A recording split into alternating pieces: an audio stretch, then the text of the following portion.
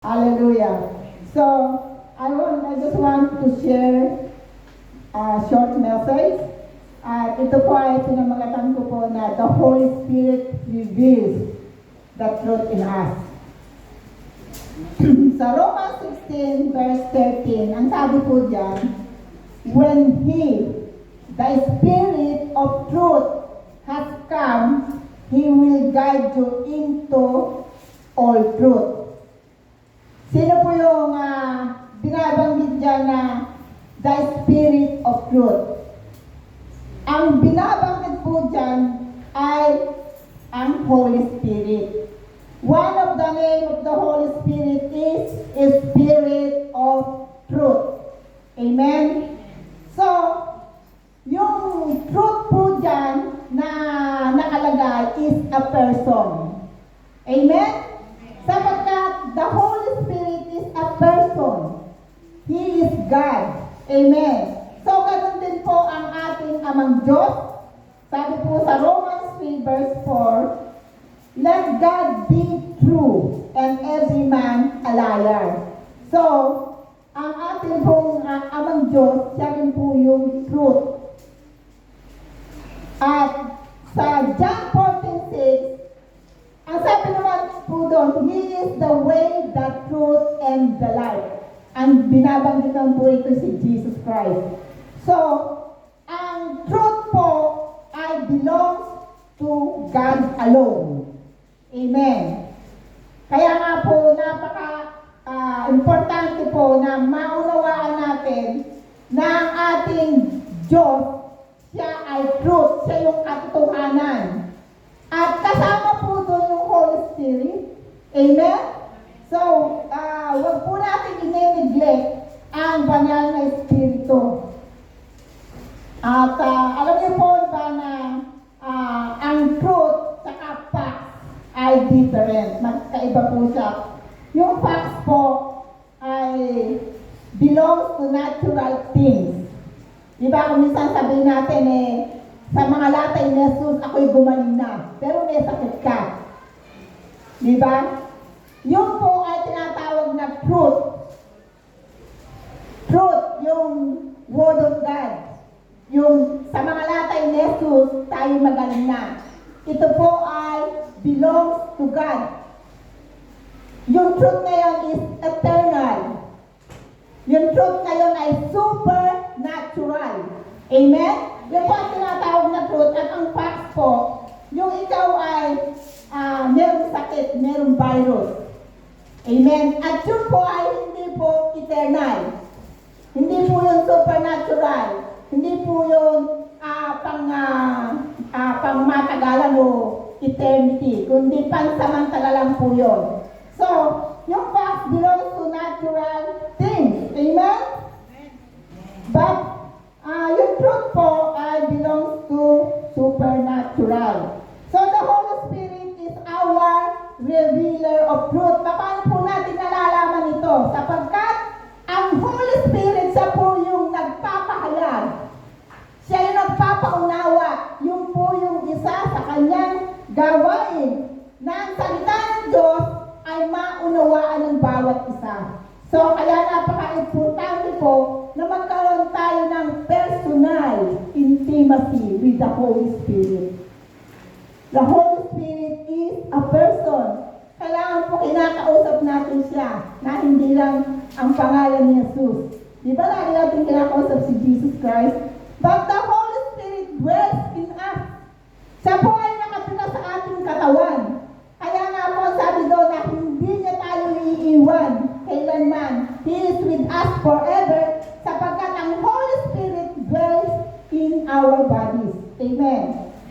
So, even the deepest things of God ay ipinapahayag po ng banal na Espiritu sa atin kung tayo ay meron pong personal intimacy with the Holy Spirit. Yung tayo po ay lumalalim, yung ating relasyon sa banal na Espiritu ay progressively, pataas ng pataas, unti-unti, hindi lang po isang araw, isang linggo, hindi lang po ganon kabilis, kundi unti-unti po, ipapahayag na sa atin kung sino ang Diyos. Kung sino po ang Panginoon at kung ano ang magagawa niya sa atin at kung ano ang kanyang mga plano, kanyang mga purpose, unti-unti po niya yung pinapahayag ng Banal na Espiritu. Amen? So, ang Holy Spirit, siya po yung nag-guide sa ating mga katanungan. Di ba, ang dami natin isang tanong, ang dami natin mga doubts. Meron tayong mga doubts minsan sa ating puso. Kasi, si Holy Spirit, ang gawain niya sa atin ay i-reveal niya yung katotohanan patungkol sa Diyos. Siya yung nagre-reveal, nagbibigay ng paliwanag, kaunawaan, understanding ng mga salita ng Diyos upang makilala natin na mabuti pa ang Panginoon. So, napaka-importante po na ang Holy Spirit ay ina-acknowledge natin, kinakausap natin, nakikipag-communicate na tayo sa Kanya, at kakaroon tayo ng intimate relationship with the Holy Spirit. Amen? So, ang Holy Spirit, He made us alert dun sa mga error o yung mga maling pinapaniwalaan natin.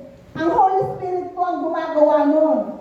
Kasi sa huling panahon, and we are in the end times, ang sabi po sa Matthew 24, kung babasahin po natin, yung Matthew 24, 3 hanggang 27, ay sinabi po dyan yung mangyayari sa huling panahon. Amen? Di po ba na magkakaroon ng mga war, mga tagputong, mga kung ano-ano, at huwag daw tayong padaya. Amen? Ibig sabihin, this is a warning. Meron pong danger sa mga sinabi niyo ng Panginoong Hesus, lalo na po sa atin na mga elect.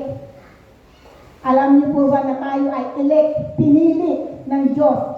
Na kahit po yung mga pinili ng Diyos ay pwedeng madaya kung hindi po tayo aware.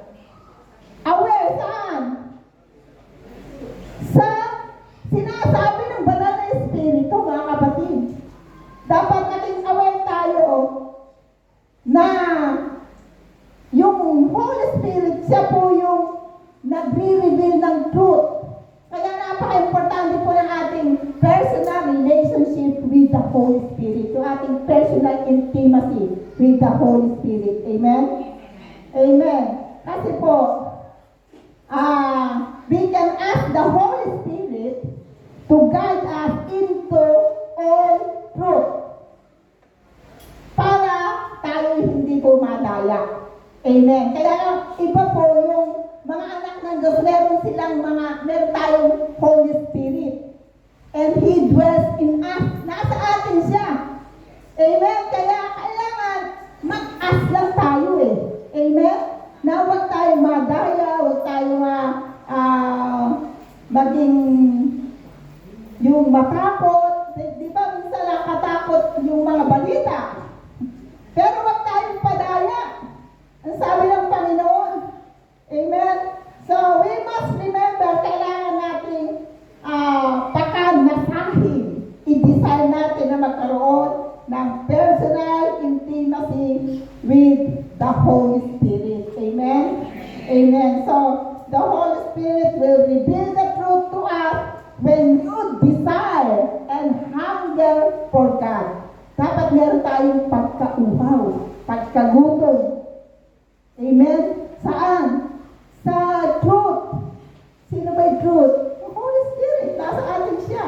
I-reveal niya sa atin kung tayo uhaw.